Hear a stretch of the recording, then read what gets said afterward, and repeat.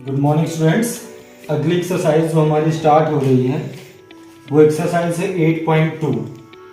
8.2 exercise को solve करने से पहले हमें देखना होगा कि सबसे पहले इसके कोण और अनुपात, हमें कोणों के मान पता होना चाहिए, यानी साइन का मान कितना कितना होता है, कॉस का मान कितना होता है, टेन का मान कितना होता है, कॉट का, सेक का और कोसेक का। 30 सबसे पहला 0, फिर 30, 45, 60 और 90। देखिए अगर इसको हम नॉर्मली याद करें कि साइन 0 बराबर 0 होता है, साइन 30 बराबर 1/2 होता है, साइन 45 1/√2 होता है, साइन 60 √3/2 होता है, साइन 90 का मान 1 होता है, तो ये थोड़ा टफ होता है, हमें टफ लगता है कि हम कैसे करें। कभी कभी हम सोचते हैं बैठ के ये सारणी कैसे याद होगी, हमें मान कैसे याद करने होंगे, तो हम इजीली हम बताते हैं आपको ये याद कैसे कर लेना है। सबसे पहले आपने सारणी बनाई, sine cos tan cot sec और कोसेक हो गया।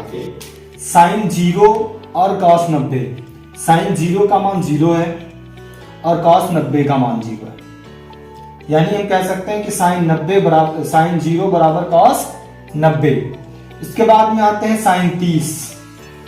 साइन 30 का मान कॉस 60 के मान के बराबर होता है। साइन 30 और कॉस 60 का मान बराबर होता है। उसके बाद में आता है 45। 45 दोनों का 1 होता है, चाहे कॉस 45 हो और चाहे साइन 45 हो, दोनों का मान 1/√2 होता है। उसके बाद में आता है साइन 60। साइन 60 का मान कितना होता है, √3/2 और कॉस 30 का मान कितना होता है, √3/2। हमें ध्यान क्या देना है कि कॉस साइन 0 बराबर कॉस 90, साइन 30 बराबर कॉस 60 और 45 दोनों के इक्विवेलेंट होते हैं, और साइन 60 बराबर कॉस 30। इसके बाद मान आता है टेन का। टेन 0 का मान 0, टेन 30 का मान 1/√3, टेन 45 का मान 1 और टेन 60 का मान √3 होता है। इसके बाद कॉट आता है। कॉट का मतलब होता है टेन का उल्टा। क्या होता है, टेन का उल्टा। अगर यहाँ पे देखिए साइन 30 का मान कितना है, साइन 30 का मान 1/√3 है। अभी टेन 90 का मान इनफाइनाइट है, यानी अभी तक ज्ञात नहीं हुआ है। जब टेन 90 का मान ज्ञात नहीं हुआ तो इधर कॉट 0 अंश का मान अभी तक इनफाइनाइट है, यानी ज्ञात नहीं हुआ है या कहने अपरिभाषित है। साइन 30 का मान 1/√3 है, ये यहाँ पे पलट जाएगा, मतलब उल्टा होता है तो ऊपर से नीचे हो जाएगा, इसके नीचे पलट जाएगा तो ये ऊपर चला जाएगा, यानी √3 बचेगा। दोनों में 45 का मान 1 ही होता है, और यहाँ पे टेन 60 का मान √3 होता है, और टेन कॉट 60 का मान 1/√3 हो सकता है। तो यहाँ पे हम कह सकते हैं कि टेन 0 बराबर कॉट 90, टेन 30 बराबर कॉट 60, 45 दोनों के इक्विवेलेंट होते हैं, और टेन 60 बराबर कॉट 30। इसके बाद में अगर आपको ये दोनों मान याद हो जाते हैं इजीली, तो आप सेक और कोसेक के मान को याद कर सकते हैं।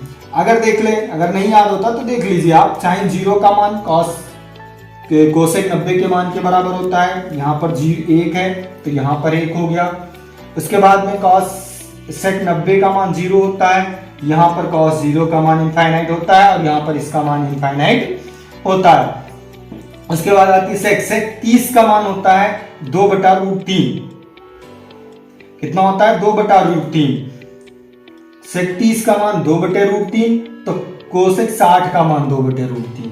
45 दोनों के इक्विवेलेंट होते हैं, और उसके बाद में सेक 60 का मान 2 होता है, तो यहाँ पर कोसेक 30 का मान 2 होता है।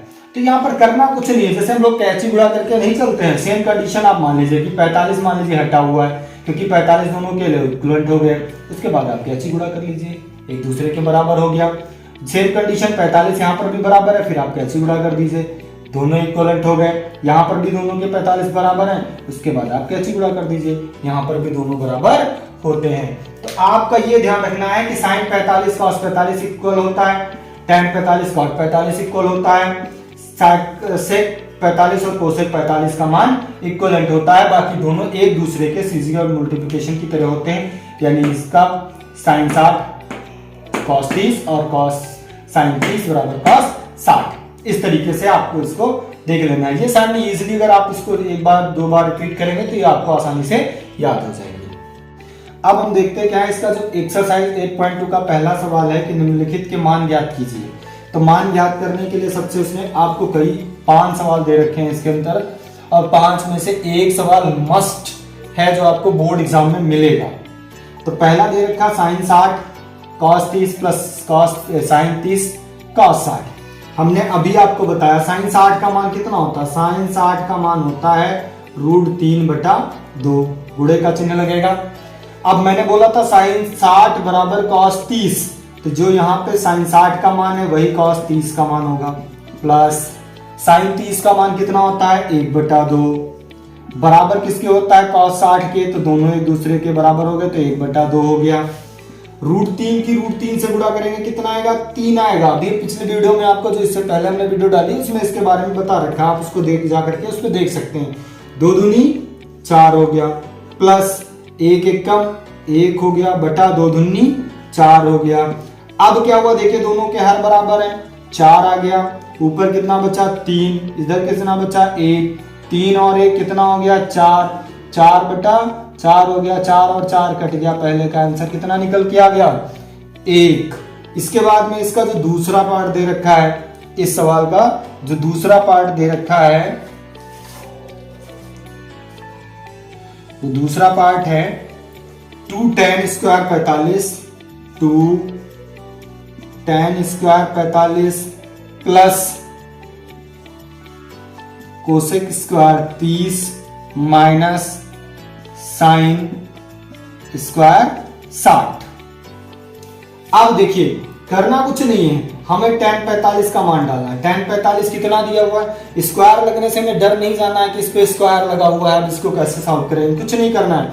इसका मान रखिए, tan 45 का मान 1 होता है और जो स्क्वायर लगा हुआ उस मान के ऊपर आप लगा दीजिए, प्लस cos स्क्वायर 30 दिया हुआ, cos 30 का मान कितना होता है √3/2 का वर्ग हो गया, माइनस ये दोनों एक दूसरे के बराबर होते हैं तो यहां पर भी √3/2 आ जाएगा, का वर्ग हो जाएगा। अब हम इसका कर लेते हैं, देखिए 2 गुणे 1 एकम 1 हो गया, प्लस √3 कितना हो जाएगा 3, 2 दूनी 4, माइनस √3 एकम √3/2 दूनी 4, दोनों कट जाएंगे क्योंकि एक प्लस का है और एक माइनस का है, बचा कितना 2 एकम 2, आंसर निकल के आ गया।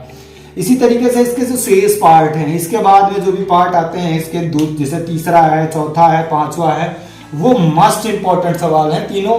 हर हाल में आपके बोर्ड एग्जाम में से एक ना एक सवाल निश्चित तौर पे आता ही आता है। आप इसको देखिए और इसी तरीके से लगाने का प्रयास करिए। जो शेष बचते हैं सवाल वो आपको नेक्स्ट वीडियो में मिल जाएंगे। Thank you.